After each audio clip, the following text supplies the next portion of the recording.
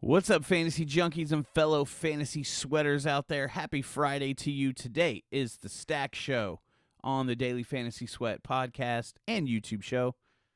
Welcome to the channel. Welcome to wherever you're watching. Welcome. We're here to talk some stacks, and stacks we will talk about. Excited for today's Stack Show because we've done it a little bit differently every single time, which I kind of like, kind of switches it up a little bit. We don't come back to the same exact format, talking the same exact type of stacks. And today we are getting a little different. We are getting contrarian. This is an interesting slate. It's not what we had last week, which was a lot of obvious plays. I mean, there's definitely plays people are leaning towards, but last week with the Kyler versus Russ battle, all the injuries. Now we still may see some injury designations. We see some that are still hanging around out there, and some may fall into certain guys not playing, and value may open up. But right now, we don't have that just yet. But we have a lot of games that people are targeting. We got some high totals.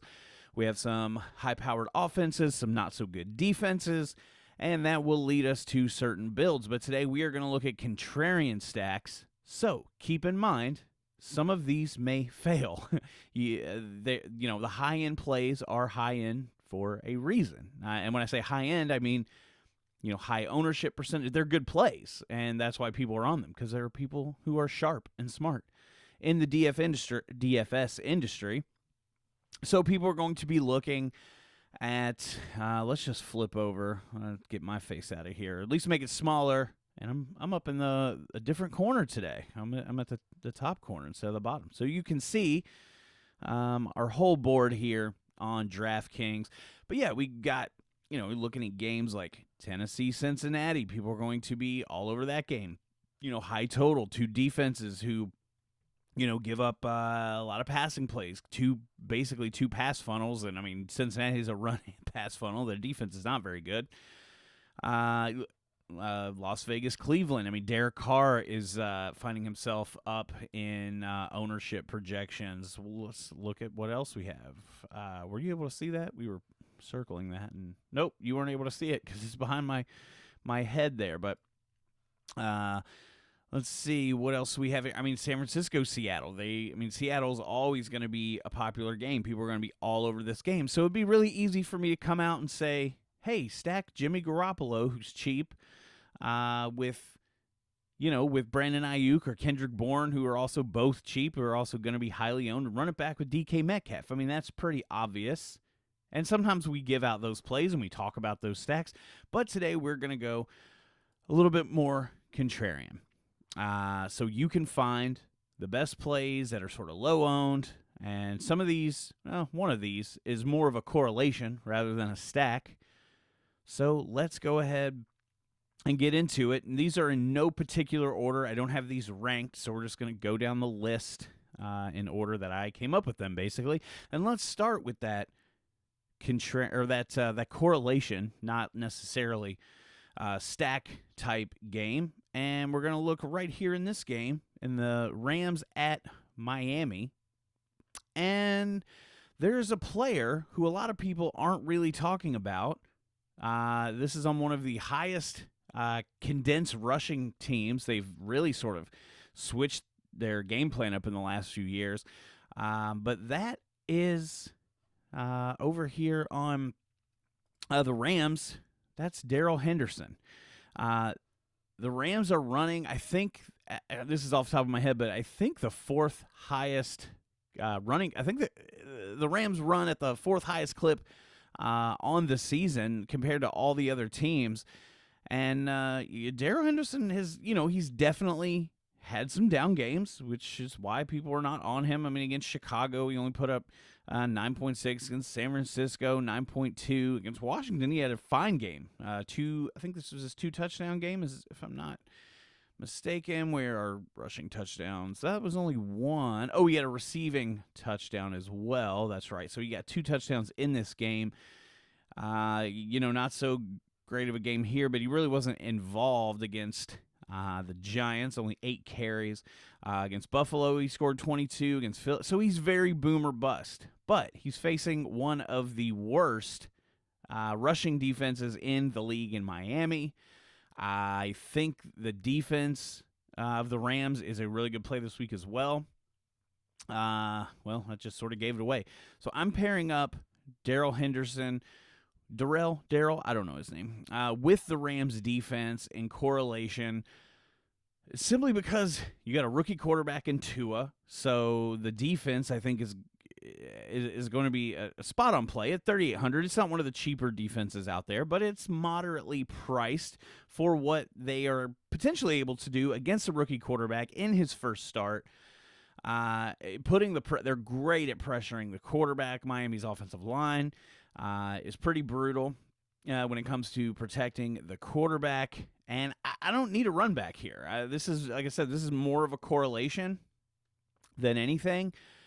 If I'm going to run anything back, maybe I throw in like a Preston Williams. He's got a 6-inch height advantage over the cornerback that he's facing.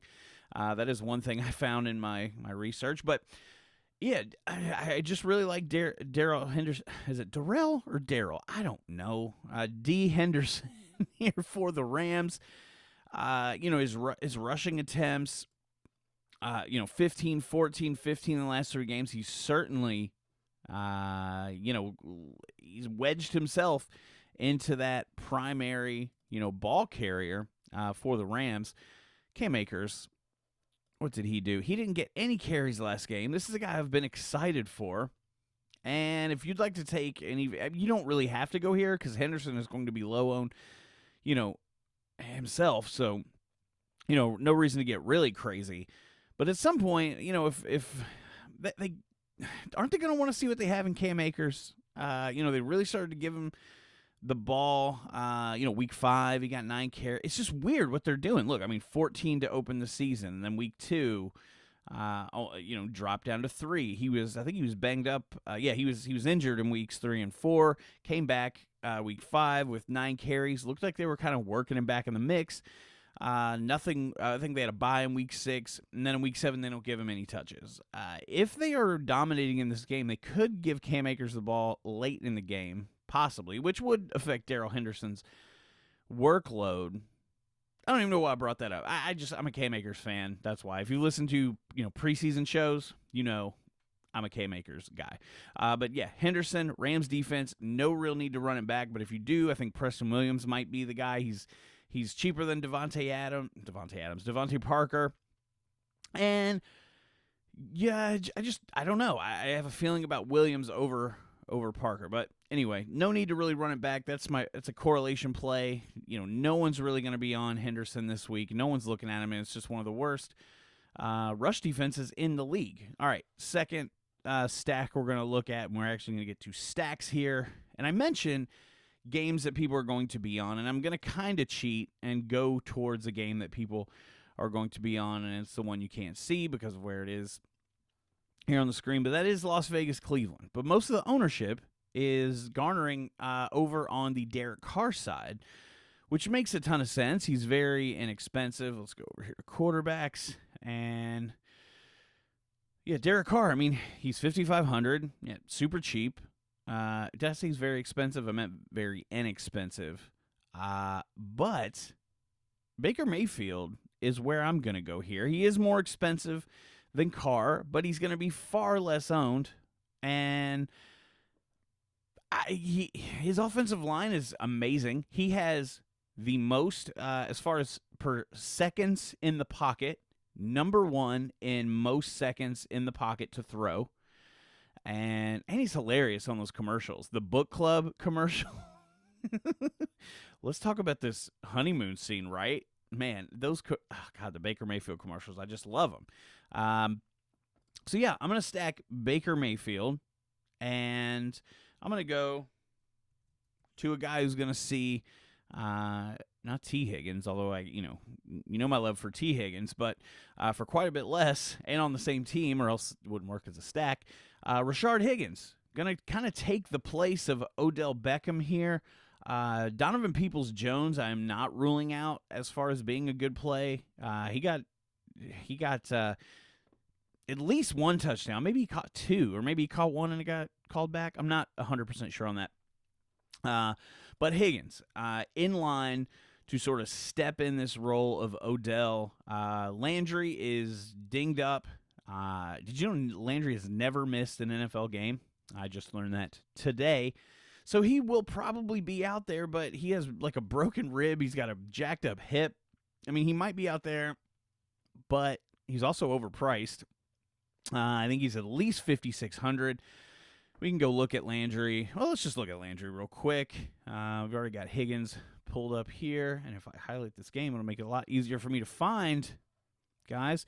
Here's Landry. It's got the Q tag. Like I said, limited in practice on Wednesday. That's not anything that's like out of the question, in regards to him playing or not. But yeah, he's got hip issue, rib issue, and he's $5,600. That's just a little too pricey for a guy who may be banged up and just a decoy out there.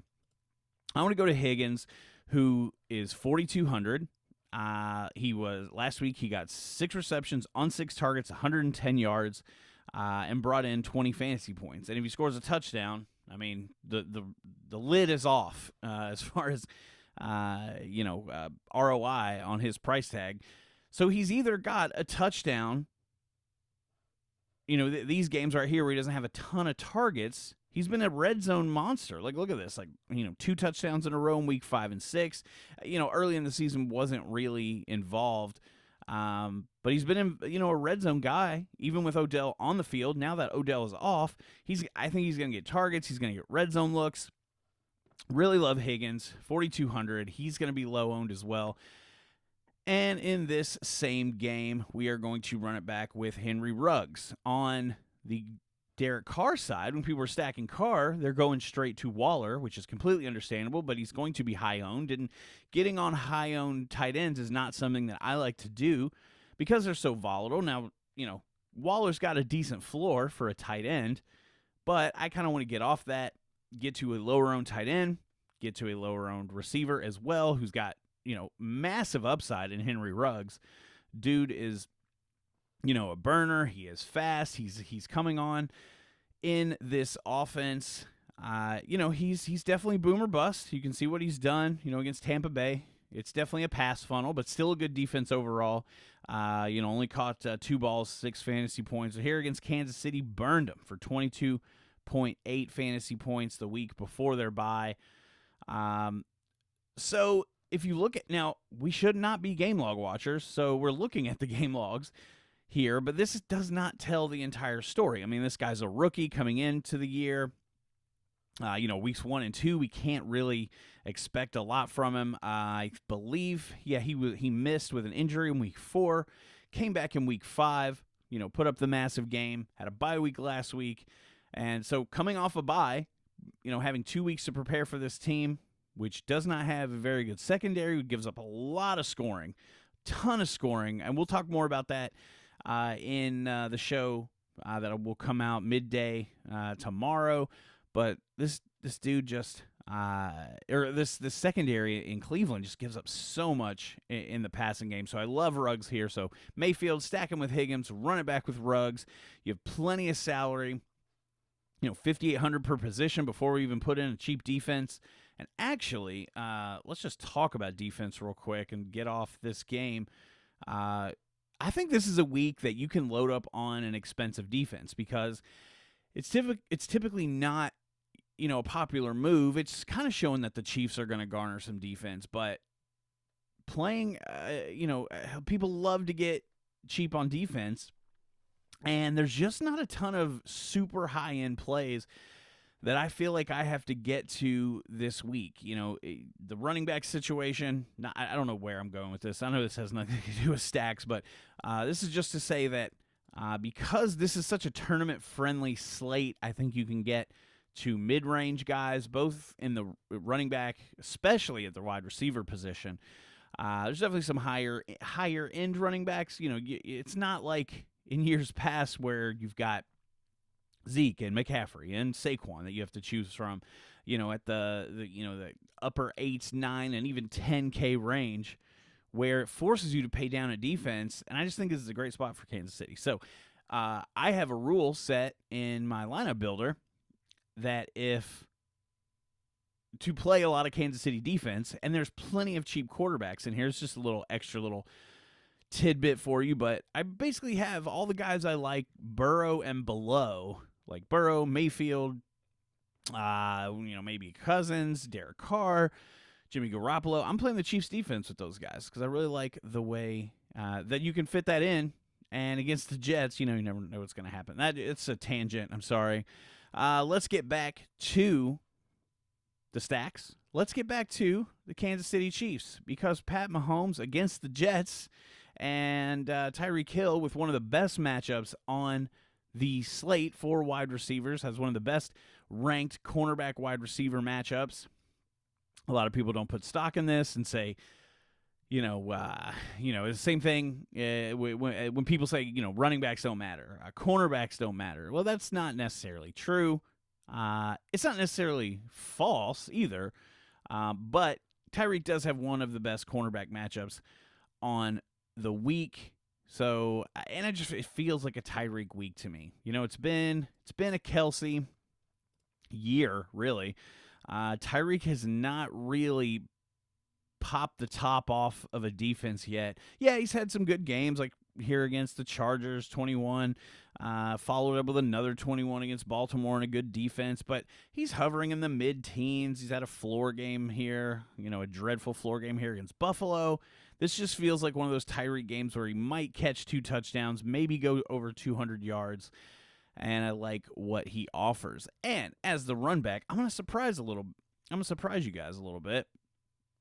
Also, Patrick Mahomes, A100, he's very expensive, so I think a lot of people will be off of him. So that's why I'm going with Mahomes, and then running it back with, everyone wants to think Crowder's the automatic run back, and he's a fine play. I mean, we've seen what Crowder's done. If you want to put Crowder into your lineups, I have no problem with that. The weeks that he's played and has been healthy, which he's taken off weeks 2 and 3, he missed those, but in weeks 1, 4, and 5, 27, 20, 28 fantasy points. He's been a monster. But there's a new sheriff in town. There's a new kid in town, and his name is Denzel Mims, and this guy is a beast. He is super tall. He is super fast, and his first week being back from injury, because he hasn't played all season, gets 7 targets, pulls in 4 of them. His fantasy points aren't that great, but this isn't what you're looking at. This is what you're looking at. 7 targets for this young kid. And if him and Sam Darnold kind of can get on the same page and connect, it's lights out. I don't know what that means. It's lights out? It's the Jets. I mean, it's not always necessarily lights out. This is definitely a risky play. But this is a kid, like I said, he's fast, he's tall. He's going to have one of the better matchups against, the cornerbacks. Crowder has Tyrann Mathieu. So Mims in a really good spot. So I'm going to use him as the run back. Very cheap since you're playing an $8,100 Patrick Mahomes. Denzel Mims, going to give you some salary relief there. And there's more salary relief that you can jam in and get some good plays in there. So let's clear that out. And fourth low-owned contrarian stacks, just in case you forgot, keep in mind, these are low-owned, these are contrarian, these are off the board. These are not some of the best plays, and I really have to emphasize that before we talk about Chicago, New Orleans, where I am going to roster Nick Foles. You see the green 31 there. Now, you shouldn't always pay attention to these. But in this case, New Orleans gives up a ton of production to opposing quarterbacks. And if Nick Foles is going to start, I'm not sure Nick Foles is going to finish the game. They might bring in Mitch Trubisky. But I'm going to bring in Foles. He hasn't looked great. He did throw for 3 touchdowns last week. But Big Dick Nick is he hasn't been looking like BDN. In the recent weeks, he threw 2 interceptions. He's got an interception in every game he's played, which might make me like the New Orleans Saints defense. But yeah, he did throw 3 touchdowns, and I like who you compare him with. Because, well, there's multiple options to compare him with, but the Saints secondary have been terrible. Marshawn Lattimore is just a shell of his former self, or what he's supposed to be anyway. So take that however you want. Now, who do we pair with Foles? We've got Allen Robinson, who's questionable. If you read his injury designation down here, he's in the concussion protocol. He was a non-participant, not even a light non-participant in Thursday's practice. That means he may not play. There's a good chance he might not play. If he does, I love Allen Robinson. But if he doesn't, a nice cheap pivot is this kid in Darnell Mooney, who the Bears love. I want to scroll up more.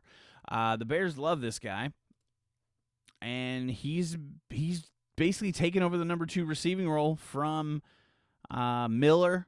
7 targets last week, 5 targets, 9 targets.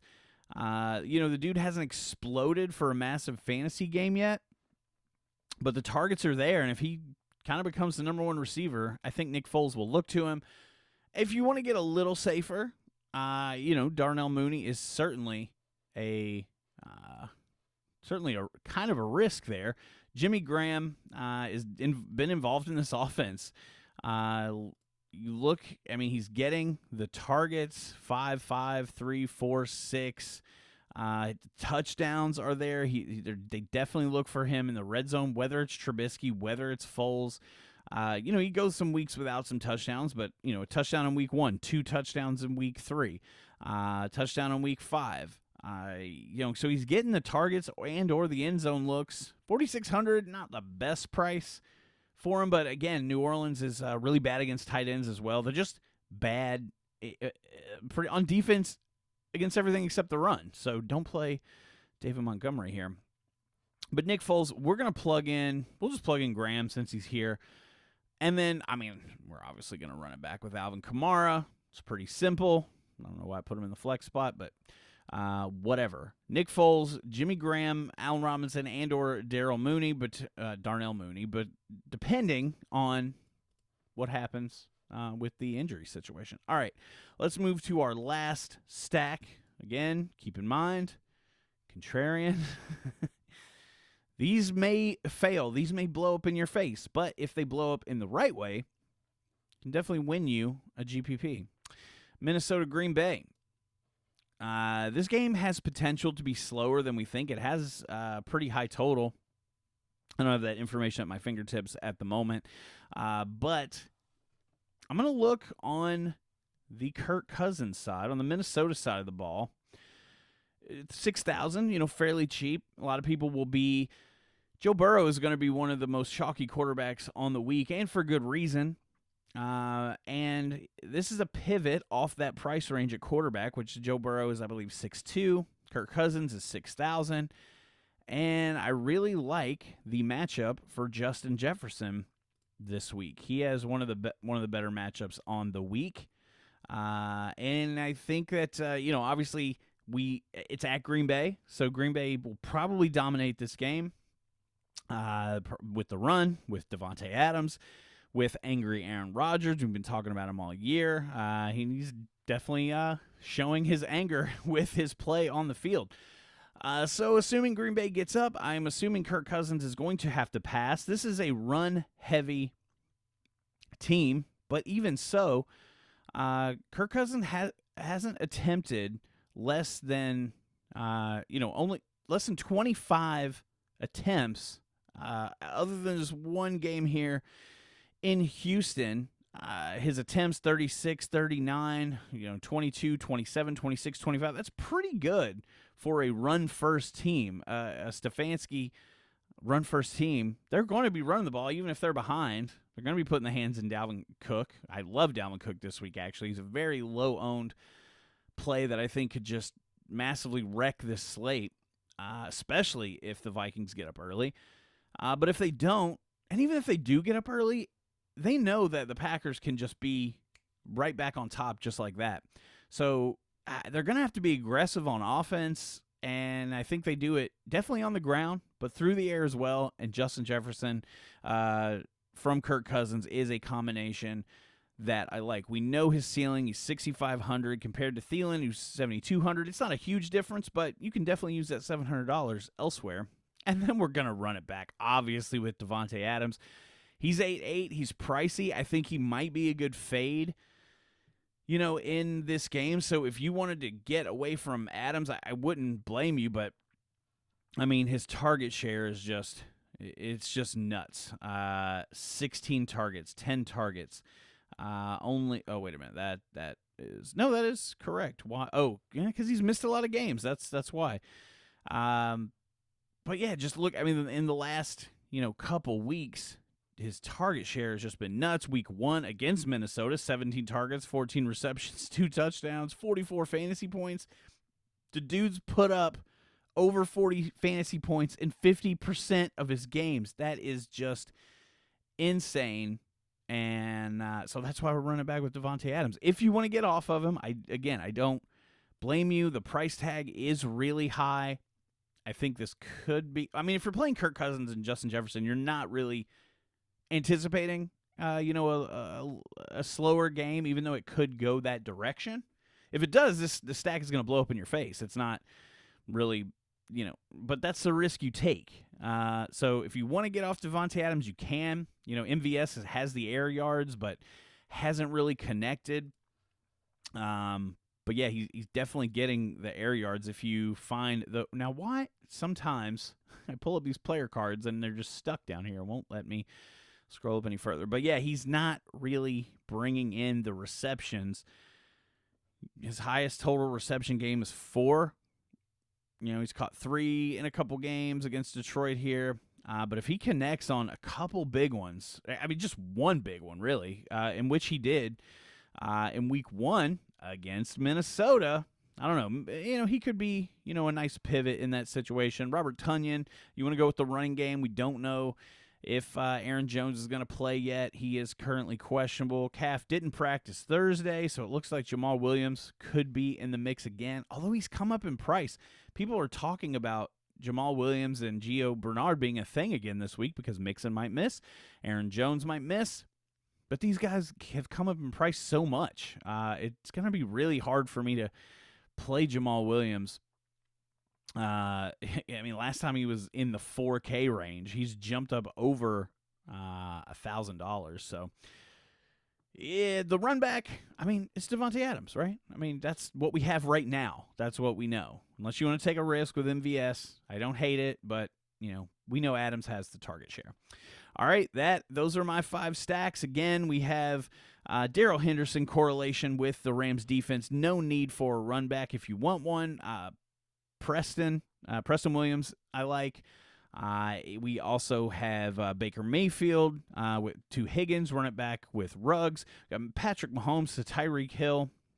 Big play stack, kind of expensive, but people are going to be off of him because of the price. Run it back with Denzel Mims. We've got Nick Foles and either A-Rob, Mooney, or Jimmy Graham, depending on injury situation. Run it back with Kamara, and then Cousins to Justin Jefferson. Run it back with Devontae Adams. We're heavy on the rookie wide receivers. We got Ruggs, we got Mims, and we have Justin Jefferson all in our stacks, our 5 stacks this week. So there they are. Take that. Do with it what you will. Use them. Don't put them in your lineups. Throw them out the window. Throw them in the trash. They are contrarian. They are, they are volatile, but they are going to be low owned. And if they hit, could just win you a tournament. Thanks for listening. Thanks for downloading over on the podcast side. We are on iTunes, Google Play, Spotify. So if you're not following us over there, subscribe to one of those channels. If you're not on the YouTube yet, jump over there. Trying to grow these subscribers, man. It's hard to grow YouTube subscribers. It gets a little tough. But so go over there, hook us up with a subscription. Subscription. It doesn't cost anything, obviously. It's YouTube. Subscribe, hit the notification bell, click all so you get all the updates and notifications when we post a video. Thanks for listening, and as always, Take care of yourselves. Take care of each other. Go vote. Not to make it political, but it's not political. It's just your duty. Go vote and may all your GPP dreams and your stacking dreams come true.